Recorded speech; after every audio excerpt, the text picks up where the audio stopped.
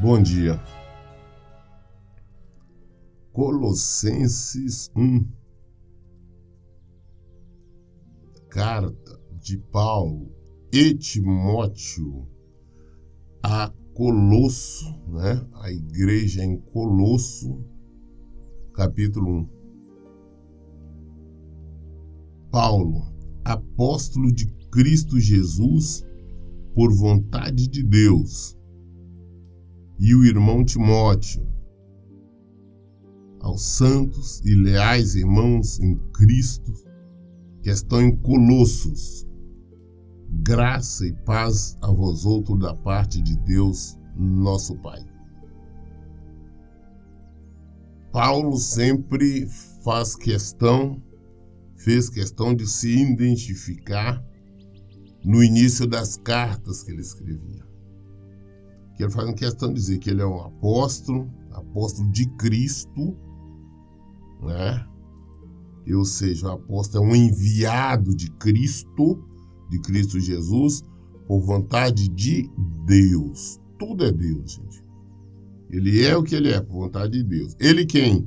Agora Timóteo. Timóteo era um jovem pastor. Então ele está mandando as cartas, né? Mas que questão faz questão de falar os santos e leais irmãos em Cristo Jesus. Nós vamos ver que o motivo da carta é exatamente ele exaltando a fidelidade dos irmãos em busca a Cristo. Por isso que ele começa aqui, poucas vezes você vai ouvir ele chamar os irmãos santos e leais, diante da lealdade deles a Cristo. Cumprimento cristão, graça e paz a vós outros da parte de Deus, nosso Pai. Deixa eu só fazer um parênteses. Nós vemos que ele diz, Paulo, apóstolo de Cristo, e o irmão Timóteo. Por quê? Apóstolo é somente os 12. Ele foi o último dos apóstolos. Já desse eu expliquei que Pedro quis levantar, orou, ungir Matias como apóstolo, mas esse não foi aceito por Jesus Cristo, porque o plano dele era chamar Paulo, como chamou, que veio substituir, ocupar o lugar que era para ter sido, que era para estar sendo ocupado por Judas Iscariotes, aquele que foi o traidor. Então Paulo substituiu. Então Timóteo era um jovem pastor. Nós vamos ver aqui na frente falar mais sobre o Epáfras. Nós vamos lembrar de Tiago, de Judas também, filho de Maria, vários outros, Barnabé. Estes eram homens de Deus, pastores, missionários, evangelistas, mas não eram apóstolos. Apóstolos foram somente os 12, aqueles 11 que andaram com Jesus, e depois Paulo foi chamado também por Jesus. E os outros eram pastores, irmãos, tudo mais. E apóstolos se encerraram então, nesta uma dúzia.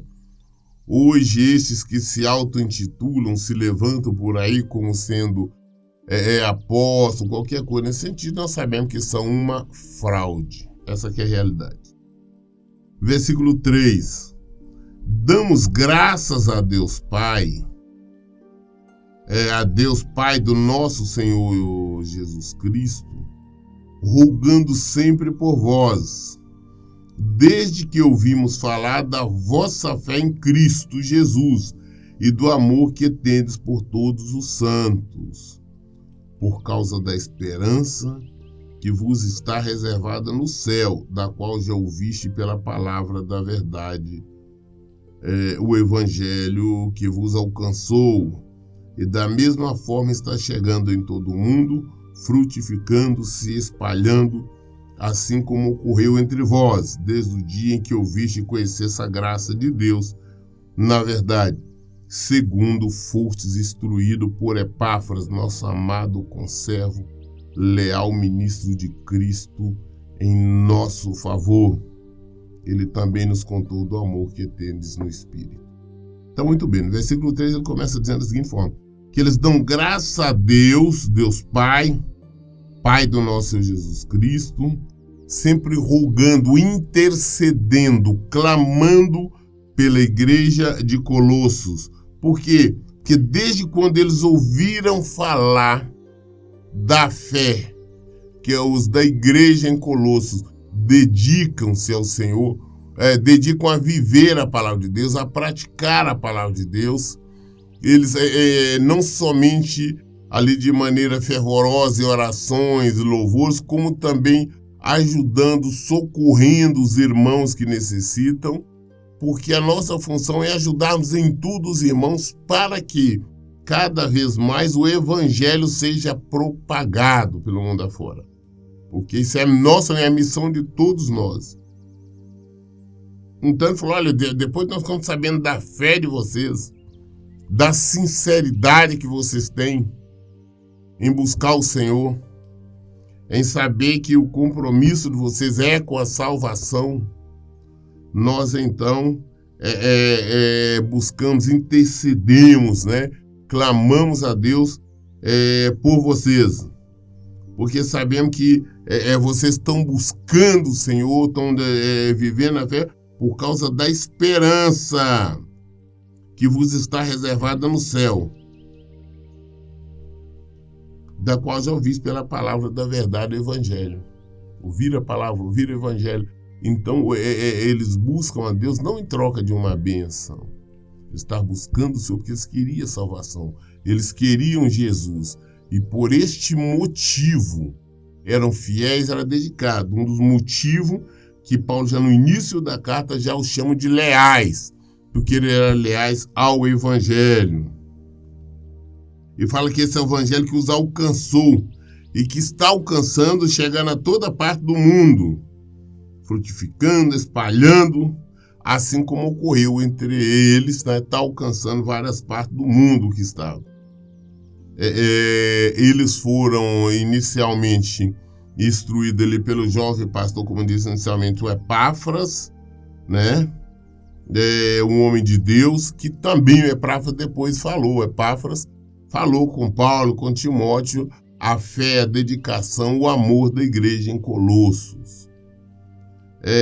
Da mesma forma, todos nós, quando nós ficamos sabendo que existe uma igreja, uma congregação, uma denominação que está buscando o Senhor, que ali eles buscam em verdade, ensinam a verdade, ou que seja uma pessoa, que nós ficamos sabendo de uma pessoa, uma família que busca o Senhor, busca servir o Senhor, viver no Senhor de acordo com a palavra de Deus, nós oramos, nós rogamos, nós intercedemos por ela.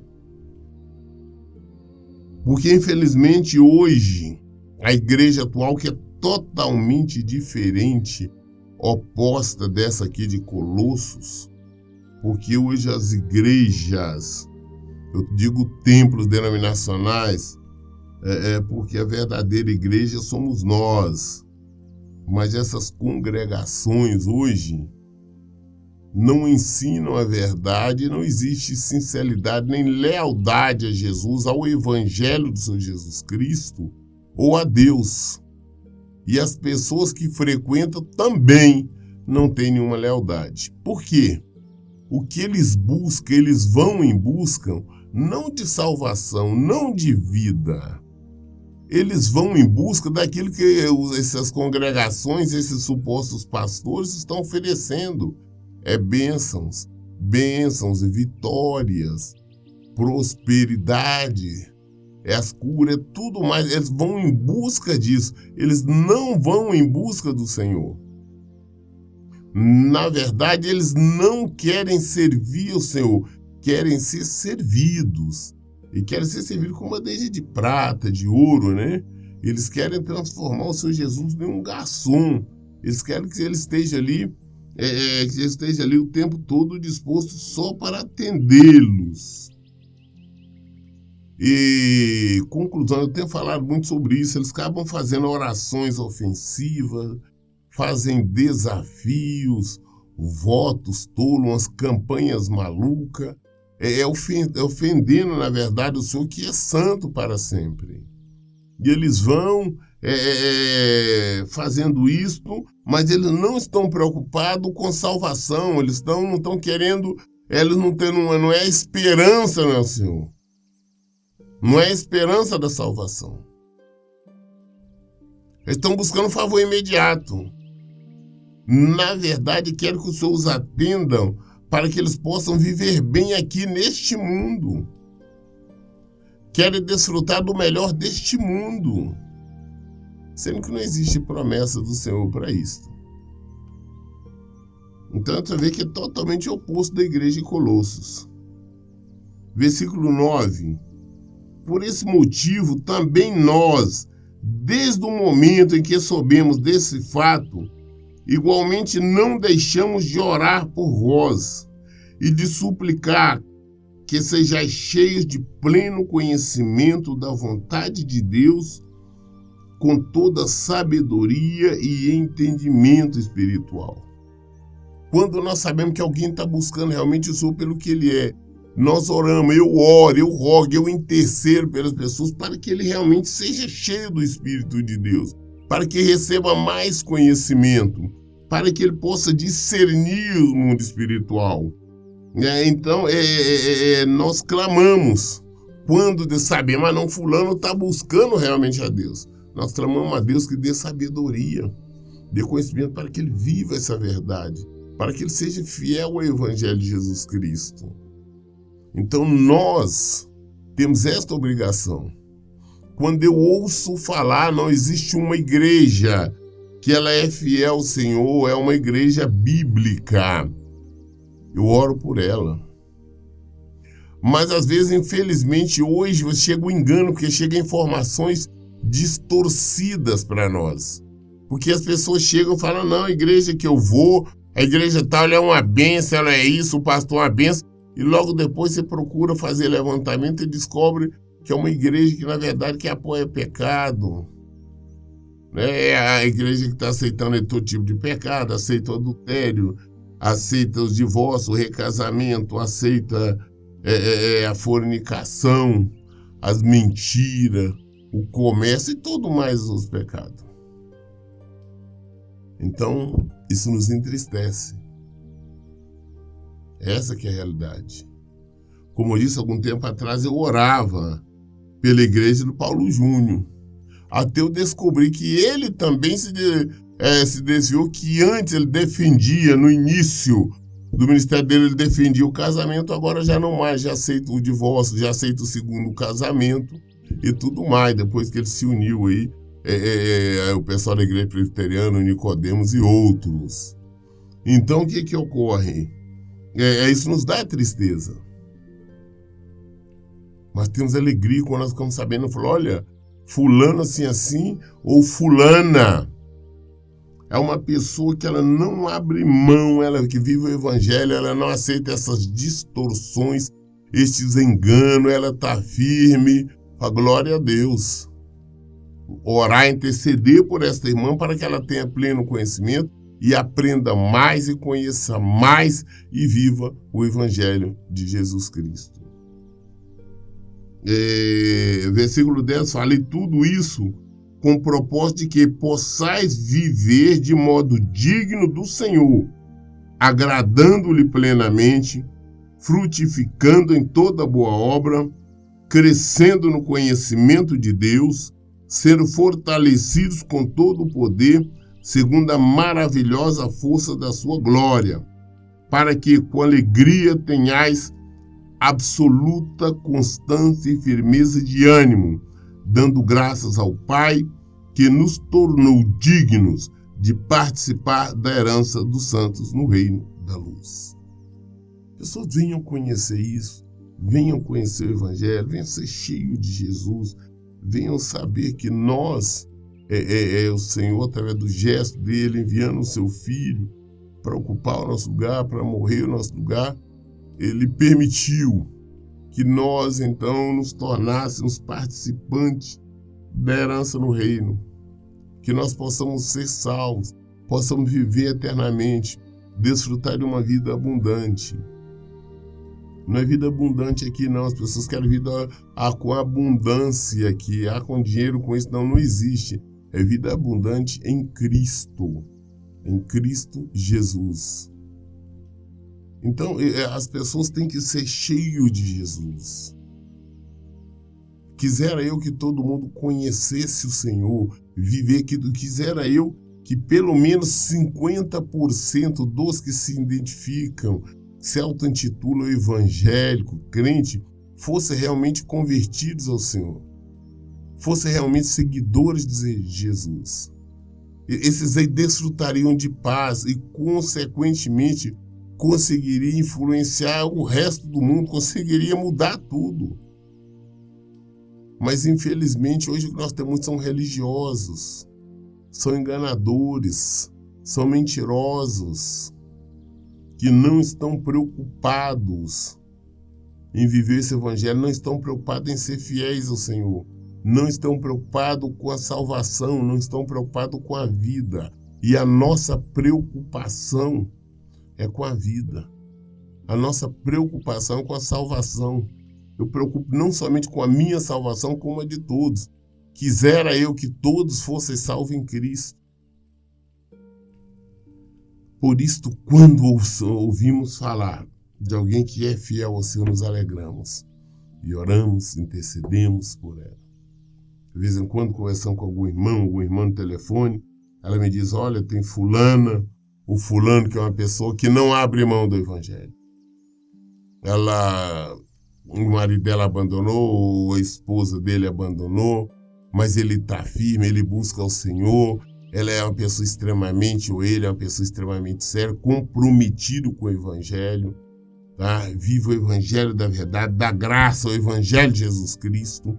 Quando ficamos sabendo, independente de ser ovelha ou não, eu oro, eu clamo para que ela continue assim firme, que seja cheio de pleno conhecimento da sabedoria de Deus, para que possa se manter firme, perseverar, que o Senhor dê força para que ela continue, para que esta pessoa continue cada vez buscando mais, se enchendo de Jesus. Versículo 3 fala, ele nos resgatou do domínio das trevas e nos transportou para o reino do seu Filho amado, em quem temos a plena redenção por meio do seu sangue, isto é o perdão de todos os pecados. Deus nos resgatou do domínio das trevas e nos transportou para o reino do seu Filho, no reino de Jesus. Isto pela morte ali de Jesus na cruz. Não podemos esquecer que Jesus, mesmo sendo Deus, ele veio ao mundo como um ser humano, passou todo tipo de humilhação, de sofrimento, de dor em nosso lugar. Ele nos resgatou, ele derramou o seu sangue em nosso lugar. Na verdade, o meu sangue, o sangue de vocês, é que deveriam ter sido derramados, nós que deveríamos ter morrido. Ele morreu em nosso lugar, para que nós tenhamos vida nele, para que nós pudéssemos viver no reino dele, desfrutar do reino dele. Ele quer a nossa companhia. Mas nós temos que concordar com ele. Foi a plena redenção por meio do sangue. Isso é perdão de todos os pecados. Então não existe aquela, pastor, eu até hoje eu vivi no erro, vivi no pecado. Até hoje eu vivi num evangelho errado. Eu vivi uma religião, eu vivi uma mentira, eu vivi um engano. Até hoje eu vivi em denominação que só falava em dinheiro, que só era comércio, só falava em prosperidade, isso, aquilo, não falava em salvação. Eu estava numa denominação que aceitava o divórcio, o recasamento, a prostituição e tudo mais. Hoje eu conheço a verdade. Hoje eu quero é Cristo.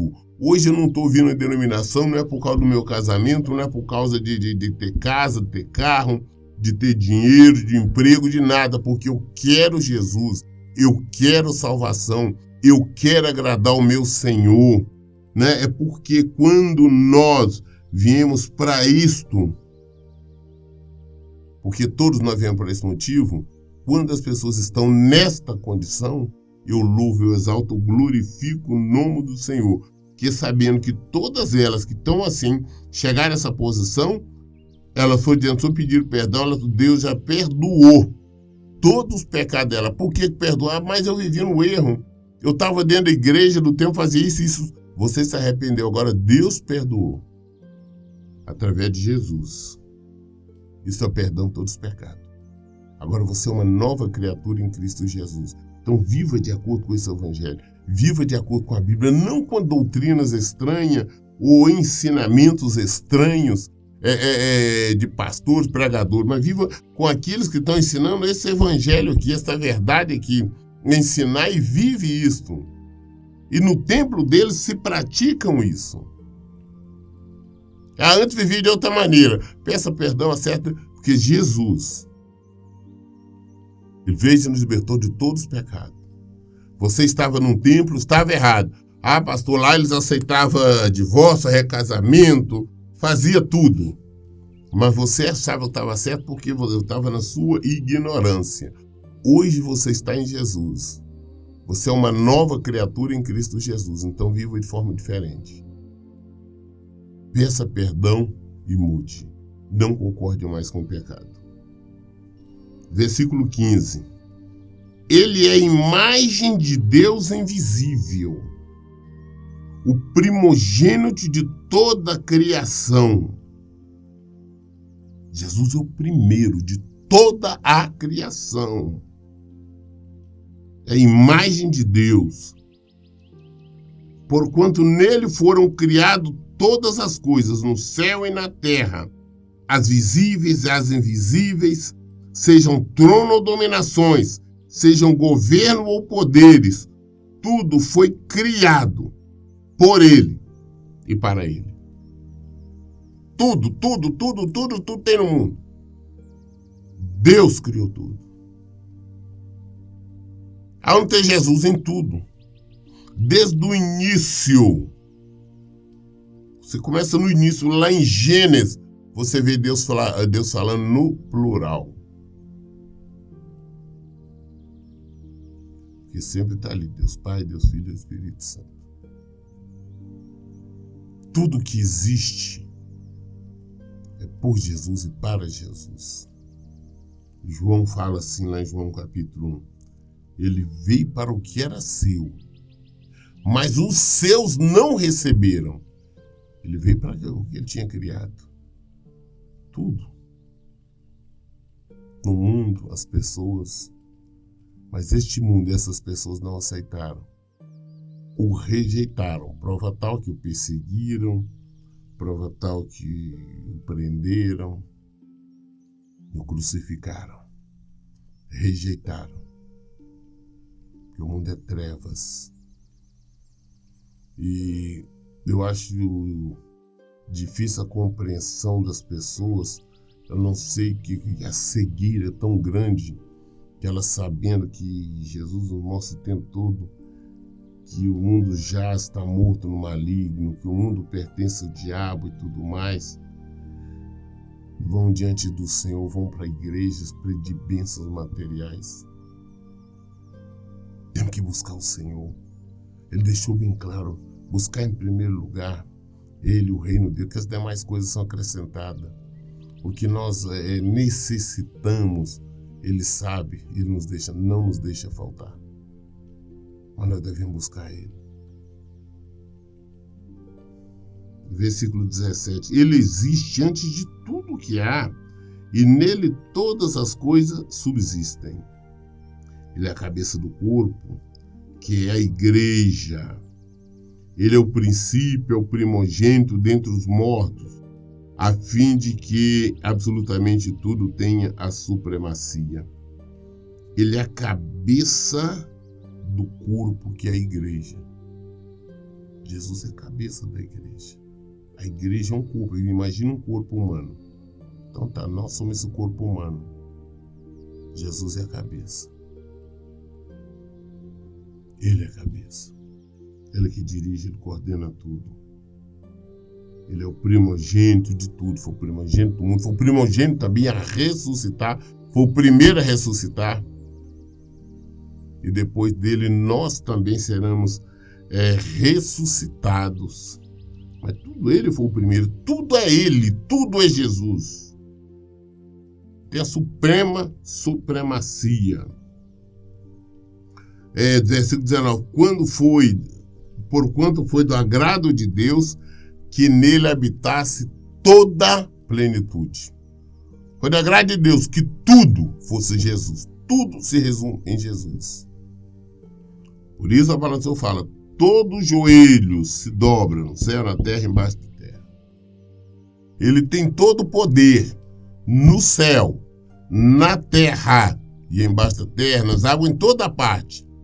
Ele é o Senhor. Não existe nada no mundo que pode com o Senhor.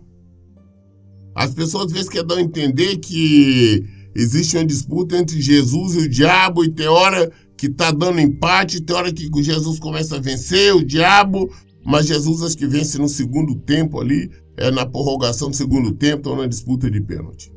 Mas não é assim. Jesus é o Senhor, ele que manda. Até o diabo é criação do Senhor. Tudo é do Senhor. Tudo é o Senhor. Ele deixou bem claro que ele, o Senhor, ele faz a luz, as trevas, tudo é ele. O dia que nós entendermos isto, o dia que nós compreendermos que quando nós estamos no Senhor, o diabo não tem poder, nós teremos mais vida. Lá Deus deu uma declaração, lá na época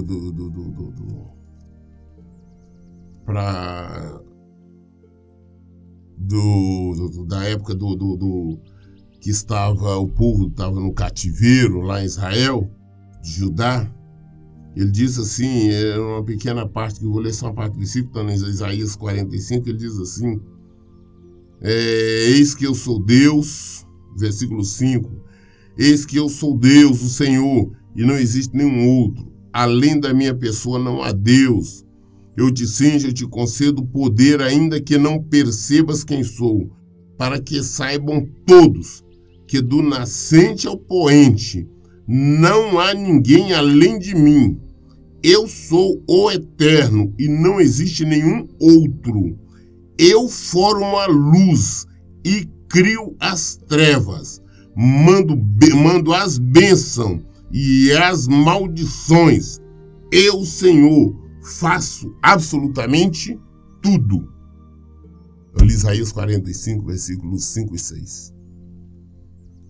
Ele é o Senhor. Então nós temos que entender que ele criou tudo.